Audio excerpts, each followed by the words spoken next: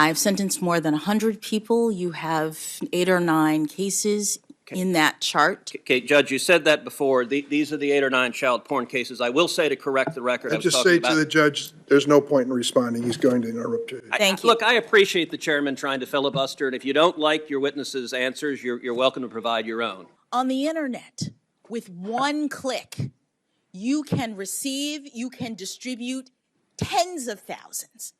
You can be doing this for 15 minutes, and all of a sudden, you are looking at 30, 40, 50 years in prison. Good.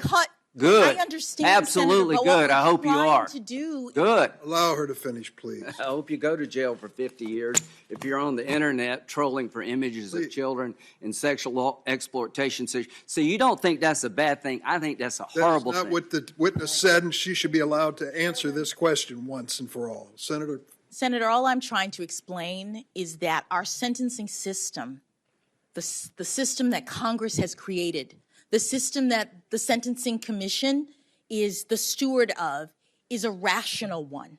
It's a system that is designed to help judges do justice in these terrible circumstances by eliminating unwarranted disparities, by ensuring that the most serious defendants get the longest periods of time.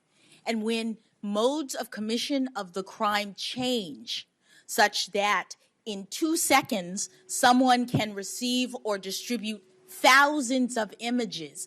That's no longer and this is what the commission found in their studies, an indicator of a person who, relative to other people, has committed this crime in a more aggravated way. Well, and so what we're trying to do is be rational in our dealing with some of the most horrible kinds of behavior. This is what our justice system is about. It's about judges making determinations in meting out penalties to people who have done terrible things. Senator, every person in all of these charts and documents I sent to jail because I know how serious this crime is. Every person I discussed the harm of these terrible, terrible images to the victims who are portrayed in them. I talked about what this crime does to the children who are being abused in these photos, and on the other side of their terms of imprisonment, I ensured that they were facing lengthy periods of supervision and restrictions on their computer use so they could not do this sort of thing again.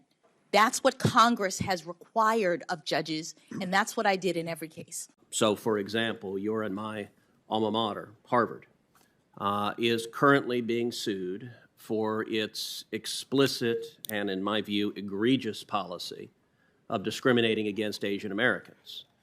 Even though I think that policy is egregious, I, as an individual plaintiff, could not bring a lawsuit challenging it because I am not Asian American. Is that right?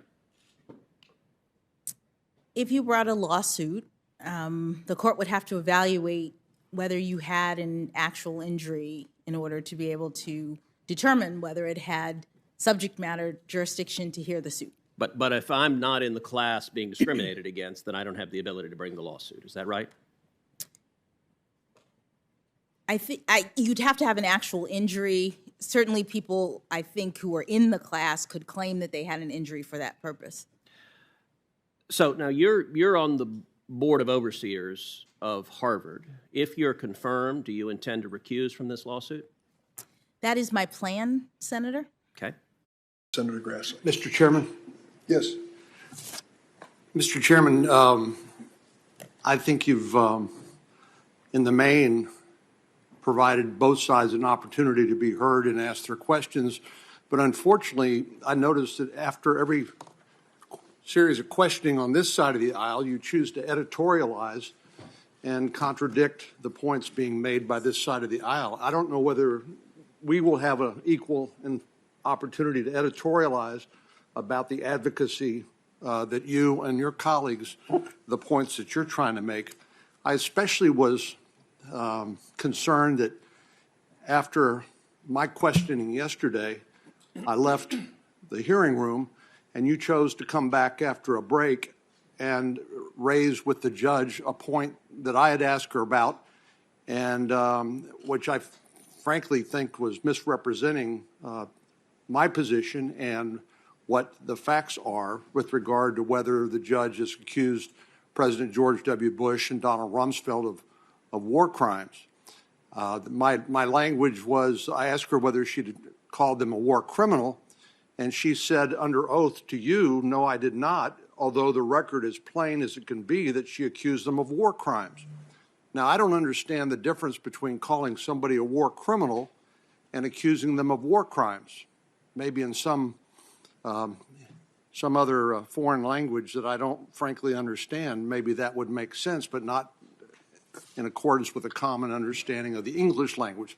So I just want to lodge a protest and say that I don't think it's appropriate for the chairman, after every time somebody on this side of the aisle asks questions of the judge, you come back and you denigrate and you attack and you criticize the line of questioning. I think the judge is doing a pretty good job of defending her own position and answering questions. So thank you for giving me a chance to express my objection to the way that you've been editorializing after each time this side of the aisle asks questions. Thanks, Senator Mr. Chairman. Excuse me. Mr. Chairman. Excuse me. Thanks, Senator Cornyn. It's known as chairman's time. Could I make my statement first? You want to make your statement? Yeah. Well, may I respond to what Senator Cornyn said? Well, if you want to speak before May you're a I? ranking member, Thank you. entirely you're right. Mr. Chairman, I agree with Senator Cornyn. You and I have talked about this before. I have great respect for you. You know that. But I've had the same issue in normal hearings, non-Supreme Court hearings, where you make editorial comments after I question. I appreciate your input, but they're not offered in an even-handed way. And I just don't think it's productive. I mean, you just referred by name to Senator Hawley. I think he should have a chance to respond. You know, this is America. We have the right to express ourselves. You know, you're not free if you can't say what you think. And I want to join my colleague, Senator Cornyn. I just don't think it's appropriate, Mr. Chairman. It's called chairman's time.